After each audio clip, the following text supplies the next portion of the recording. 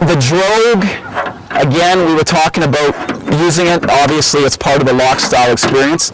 Most guys use a clamp, the Home Hardware, the Home Depot clamp, and moving it along the side of the boat. Do you guys know why they have the clamp and why they're moving it back and forth on the boat? Any ideas? Just the angle of your drift.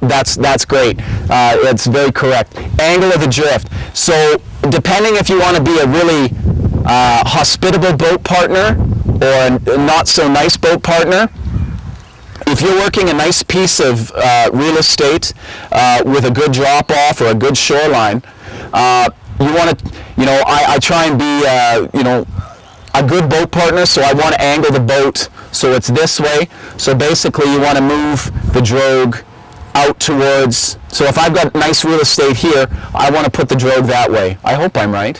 Yeah, that's right. Okay, it's easier when I'm on the water working it. If you've got a nice piece of real estate at the front side of the boat and your boat partner is cool with it, you just pull the drogue this way. That way your boat angles towards the shoreline. Everybody gets a good shot at the fish. Now, this is really basic, but just something to know. If you draw a line through the center of the boat like this, and then you draw a line this way through this portion of the boat, this here to here, that's my section that I should be fishing. I shouldn't be casting across this line. That would be considered poaching my boat partner's water. For the front, for the guy in the front, he's got from this line out straight this way of the boat. They consider it bad jaws to go and cast behind this line. And if you are drifting and your hooks now are behind this line, in competition rules, you should probably pick that up and recast. So you want to be here and you want to be here. And that's where you should be landing your fish as well, and that, I guess what would we consider that, 90 degrees? Or okay, so from there to there, that's where you can land your fish. Depending on the rules of the competition, some allow you to stand to net, others want you sitting the whole time. So just get clarification on that. I don't see a lot of guys standing to net their fish. If you start like lifting your rod and standing up, there's a good chance that you're going to get slack in the line. You're going to lose a lot more fish. I prefer to sit. So you're out on the drift now. One thing that you want to consider is, like I said, you've got this line, you've got this square to work. You want to consider fan casting. Depending on your wind speed.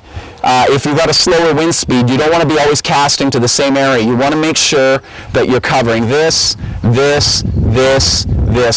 the whole quadrant. I see a lot of guys, they think, okay, we're just drifting and we're covering new water, but in reality, all you're really covering is the distance from the time you cast out to the time you bring your line back in, which could be 15 yards, 20 yards. So again, working the entire water, entire section, and rising fish. You want to cover rising fish. What they tell me and what I've experienced is 10 seconds. You want to cover that rising fish in 10 seconds or less. The quicker you cover him, the more chance he's going to smack your flies. How many times did I say it in Manitoba? Just cover that fish. It gets sick. But I know that Clint Goyette, 2 years ago at the Trojan Pond, in session 5, there were like 7 fish caught, and that was through all the groups. And everybody was fishing the traditional spots on Trojan Pond, but a thunderstorm had gone through and the fish had been plucked over hard. 5 sessions of fishing on Trojan, and the numbers by the 5th session had gone down. And Clint won the session by far. I believe he got 5 or 7 fish, or sorry, 5 of the 7 fish.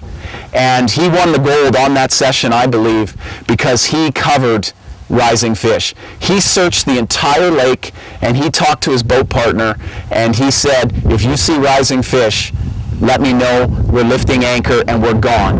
And that's how he won the session. So the fish dictate what you're doing. You see a rising fish, get there. You see a pot of rising fish, work those fish until they're down, and then move on to the next ones. That is probably the number one piece of advice that I could give anybody doing a Loch Style competition, or any type of fishing for that matter. Just go to the active fish and do that. So covering water, important. Covering rising fish as quick as possible.